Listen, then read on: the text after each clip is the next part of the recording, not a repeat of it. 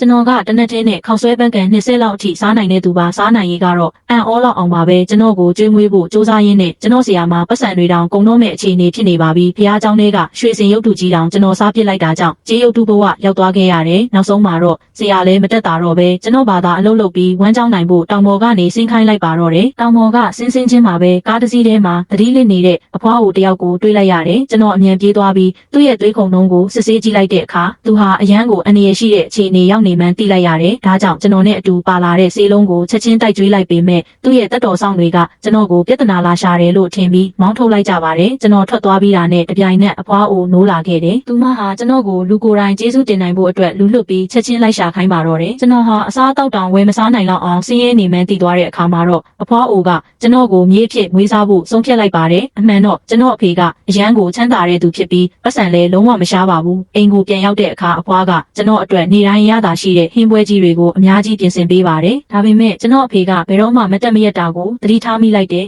ကျွန်တော်ရဲ့မော်စွမ်းရင်ကိုတုံးပြီးကြည့်လိုက်တဲ့အခါသူ့ရဲ့ခြေထောက်တွေမှာအမဲရောင်စွမ်းရင်တွေရစ်ပတ်နေတာကိုတွေ့လိုက်ရတယ်အဲ့ဒါကြောင့်သူလမ်းမလျှောက်နိုင်တာပါဒါဟာစေပညာနဲ့ဆိုင်တဲ့ကိစ္စမဟုတ်ပဲအောက်လန်းနီးနဲ့လှုပ်ထားတာဖြစ်ပေမဲ့အဖေကတော့ကျွန်တော်အတိတ်ပဲမရှိတာတွေပြောနေတယ်လို့ပဲထင်နေခဲ့တယ်ကျွန်တော်က miss တယောက်ဖြစ်ပြီးတာမန်လူတွေမမြင်နိုင်တာကိုမြင်နိုင်တယ်လို့ရှင်းပြခဲ့ပါတယ်ဒါကိုလည်းသူကမယုံသေးတာကြောင့်နောက်ဆုံးမှာသူနဲ့အတူအလုပ်ကိုလိုက်ခဲ့ဖို့စတောင်းဆိုလိုက်ပါတယ်ကုမ္ပဏီကိုရောက်ချင်းမှာပဲအဆောက်အုံတစ်ခုလုံးကိုအမဲရောင်စွမ်းရည်တွေဖုံးလွှမ်းနေတာကိုသတိထားမိလိုက်တဲ့တကားထောင်တွေမှာတိတ်တဆိတ်ဝတ်ထားတဲ့အင်းစာရွက်တွေကိုတောင်ရှာတွေ့ခဲ့ပါသေးတယ်ဒါပေမဲ့ကောင်းမွန်တဲ့စွမ်းရည်နဲ့ကံကောင်းခြင်းတွေကိုဆွဲဆောင်နေတဲ့နေရာတစ်ခုရှိနေတာကိုတွေ့လိုက်ရတယ်ကြွကျွန်တော်ကအဲ့ဒီကံကောင်းခြင်းစွမ်းရည်အားလုံးကိုအဖေရဲ့ဒဏ်ရာရနေတဲ့ခြေထောက်တွေစီပြောင်းလဲပေးလိုက်ပါတယ်နောက်တစ်စက္ကန့်မှာပဲအဖေဟာအံ့ဩစရာကောင်းတော့အောင်မတည့်ရနိုင်သွားပါတော့တယ်အဲ့ဒီအခါကျမှပဲသူ့သမီးဟာတာမန်လူမဟုတ်ဘူးဆိုတာကိုသူနားလည်သွားပါတယ်အမှန်တော့အဲ့ဒီရုံးခန်းကကျွန်တော်ဦးလေးရဲ့အခန်းဖြစ်ပြီးသူဟာအဖေနေရာကိုလူယူပြီးဆရာလုပ်ချင်နေရကြပါပြီဒါကြောင့်လဲသူကအဖေရဲ့ကံကြမ္မာကိုတိတ်တဆိတ်လဲလှယ်ဖို့စူးစမ်းခဲ့တာပါနောက်တနေ့မှာတော့အဖေကကျွန်တော်ကိုပရာဟိတလေလံပွဲတစ်ခုစီခေါ်သွားပါတယ်မထင်မှတ်ပဲ